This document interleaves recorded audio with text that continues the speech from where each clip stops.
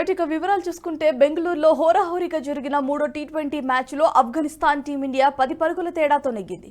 ఈ మ్యాచ్ తొలుత టై కాగా ఆ తర్వాత 2 సార్లు సూపర్ ఓవర్లోకి ప్రవేశించడం విశేషం. తొలి సూపర్ ఓవర్లోనూ 4ల సమయం కావడంతో 2 సూపర్ ఓవర్లు నిర్వహించక తప్పలేదు. 2 సూపర్ ఓవర్లో టీమిండియా 11 పరుగులు చేయగా ఆఫ్ఘనిస్తాన్ కేవలం 1 పరుగు చేసి ఓటమి పాలైంది.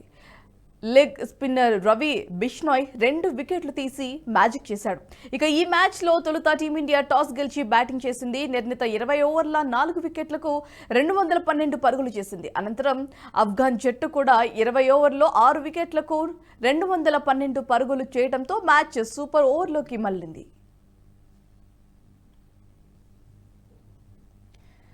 ఆఫ్ఘన్ ఇన్నింగ్స్లో చివరి ఓవర్ విరిసి 18 పరుగులు సమర్పించుకున్న ముఖేష్ కుమార్కు కెప్టెన్ రోహిత్ శర్మ సూపర్ ఓవర్లో బంతిని అందించడం ఆశ్చర్యానికి గురిచేసింది.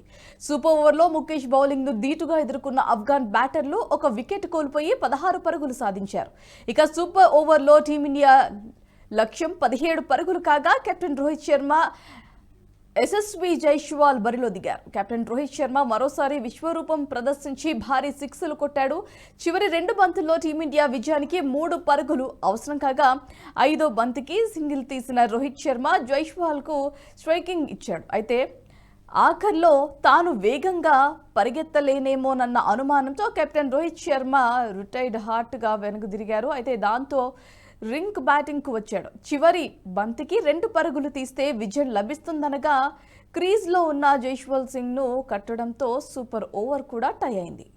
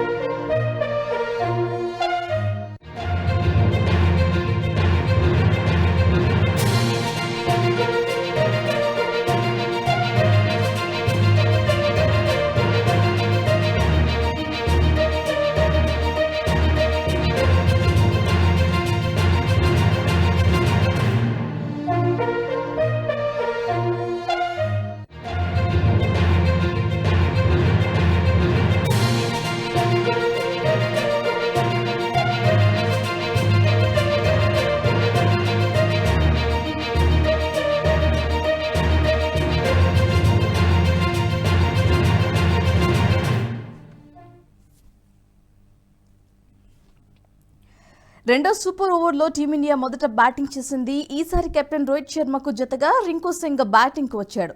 రెండో సూపర్ ఓవర్లో తొలి బంతినే రోహిత్ శర్మ 6గా మలిచాడు.